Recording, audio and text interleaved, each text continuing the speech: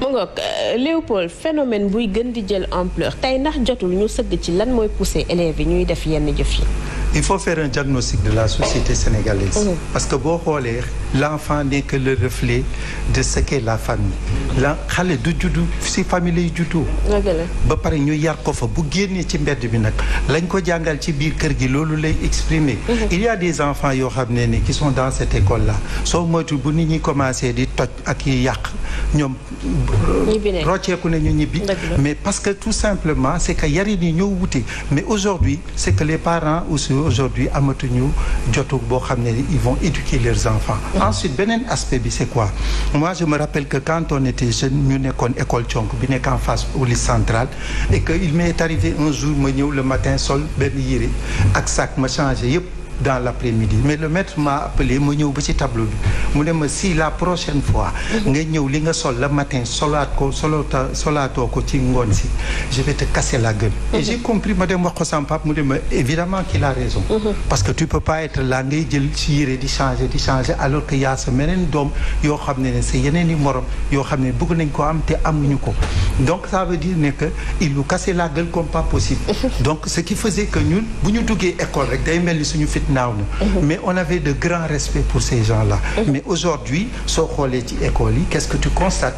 les maîtres ont démissionné c'est parce que tout simplement il y a des parents qui ne veulent pas que ñu laal seen doom ñu éduquer leen or l'école c'est deux aspects c'est l'éducation et le savoir mais ñun dañoo jiital le savoir et si le savoir est là et l'éducation n'est pas là jiituwul et li nga xam ne mooy le savoir donc ça devient un être boo xam ne ni qui est intelligent mais qui quelque part nag quand il s'agit de faire des actes yoo xam ne répréhensibles da koy def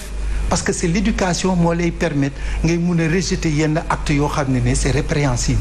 mais suñ ko jàngalul xale yi aussi bien dans la société aussi bien que dans les maisons lii lay joxe mooy cette flambée de la violence pour les enfants ça aurait été des adultes on aurait pu dire oui mais si c'est des enfants ça veut dire que l'affaire est très grave il faudrait qu'on reconsidère la société sénégalaise dans ses fonds et dans ses bas-fonds mu ngoog Fatou ndax ay daan yu gën a diis dina tax ñu dellu ginnaaw ci lii phénomène bi dama jàpp ne le mal est très très très profond parce que lii am nii c'est pas la première fois et ça devient même un phénomène ndax bu fekkee dafa amoon Matam daaw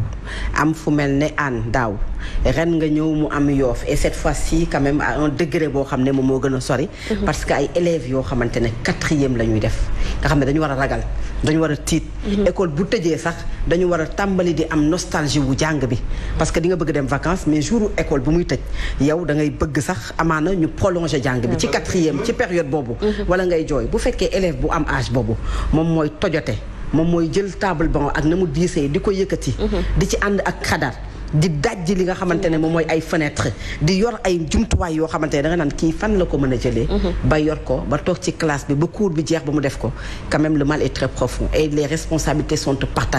partagées d'abord ci parents yi ci école bi et même ci société bi en général parce que mooy doom dañu ko yar xadi gis nga doom soo ko yarul tey bu subaa mu jooy loola mooy maanaam nit dina dem ba nekk mag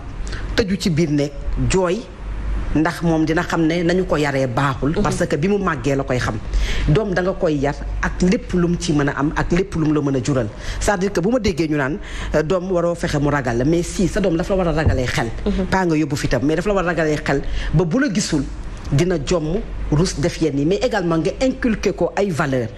yi bokk na ci mu am jom mu doylu mu nangu mais mu am yar parce que l'éducation c'est la base de tout gis nga boo amee yar da ngay jomm koo gis jommul rek parce que amul yar parce que boo amee yar di nga jomm def yenn yoo xamante ne ku la ci fekk yedd la wala ku la ci wax amaana nga rus te loolu éducation moo koy def Léopold wax na ko sànq nga dem ci école yi également les enseignants en quelque sorte daf ci am ñu démissionné parce que bu yàgg ba di nga xool élève xool kanamam xam ne kii kat am na lu ko metti wala am na lu ko naqari mais talatuñu ko wax ji yëpp loolu la ku ci nekk da ngay daw waajur yi dañuy daw ndax dépense añ reer ndekki mais c'est vrai que doom da nga koy xont rek mais da nga koy xont mais également da nga koy yar parce que boo demee dañu lay laaj nan nga sàmmee woon noonu la jàngalekat bi également c'est l'éducation et le savoir ni nga koy joxee xam-xam noonu nga war a xoolee moom ci ban état d'esprit la nekk ban éducation la yor parce que nit ci mbooloo war nga bu fekkee téeméeru xale yor nga leen kenn ku ci nekk war nga mën a xam jikkoom en espace de 3 mois waxuma la ak 9 mois ba kenn ku ci nekk bu fekkoon ne yor na 10 défauts nga mën a dina ci défauts yi 5 wala 6 yoo xam ne bu école tijjiwaatee dina nekk beneen nit parce que ñu ci bari ñun ñëpp jaar nañu ci jàng école jaar nañu ci bu yàgg ba ni jàngalekat yi di enseignant bi doon yaree xale bi ci ni mu ko doon yaree ba nga xam ne boo gisee sa professeur sa monsieur wala sa madame da ngay daw ndax tiitaange ndax ragal ndax li mu doon incarné ci yow mais léegi la ñuy incarné sax am na ci ñoo xam ne ci ñi ma ko sañ wax incarné wuñu ko parents yi également dañu abandonner l'éducation de leurs enfants ñenn ñi tubaab la ñuy jaay ñenn ñi bu ñu la dee def sax mon enfant est en colère dañ lay bet tegal la mike tegal la télé nga mer yenn saa yi xale bi sànni téléphone yenn saa yi xale bi toj télé yenn saa yi xale bi toj benn jouet parce que tout simplement il est en colère alors que aujourd'hui l'éducation amaana gën a yomb parce que tey ñu ci bari xarañ nañu xam nañu li nga xam ne moom mooy yar xam nañu li nga xam ne mooy teggin am na ci parents yoo xam ne amaana jàng nañu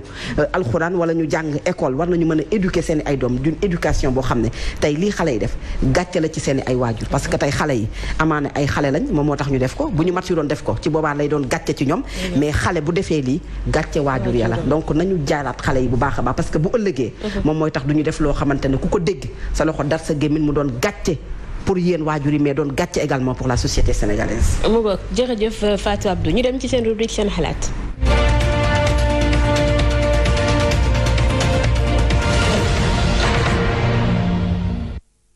salaamaaleykum yéen seen TV Média maa ngi leen di nuyu di wax président Macky Sall nag Macky Sall dund bi seer na yi ngay def yëpp wàññi dund bi moo ko gën waaw dund bi ci la nit ñëpp di gis seen bopp képp ku boo wàññee dund bi ci la ñuy gis suñu bopp mais danañ loo def lu wàññi dund bi gisuñ ci suñu bopp ay maye xaalis ak ñëpp mënoo leen a may xaalis waaw. ñu ngi leen di nuyu di leen siyaar bu baax di leen balu ak di leen baal ak Ndeye Dimi Ndaw maa ngi lay siyaar di siyaar Léopold Tamba di siyaar kullukum rek kuy àddu ci D-Média ñu ngi lay bëgg gis nga ñu ngi nii di jiyaat dugub ci dañoo ji gerte saxul ñu ngi jiyaat dugub pour l'instant nii ay waay jàppale leen nu seen TV kaasal leen nu nanu état bi jox gëdd jàppale baykat yi bu baax a baax ñu ngi leen di siyaar ñëpp. asalaamaaleykum wa rahmatullahi taala barakaatu yéen waa Sen TV maa ngi leen di nuyu di leen ñaan yàlla man la Oumar Haroun Sow nekk Nouakchott man dafa am lu metti ci Sénégal parce que dama fiy gis ay Guinéens yi nga xamante ni ñoom ñëpp ay carte d'identité Sénégal passeport Sénégal lañu yor te ne ñii tudd ay Alsan Diop ñii tudd ay Alsan Si te ñoom ñëpp su la waxee seen réalité nga xam ni ñii dunoo jaar Sénégal pour bëgg jàll Mauritanie fii ñu fay ay 75 000 francs ñu man dama xamul dëkk bi ban dëkk la 16 millions sénégalais yu ñuy wax du benn 16 millions parce que lu si rax yëpp ay étranger ngir yàlla ak yeneen bi wax leen si loolu lii musiba la.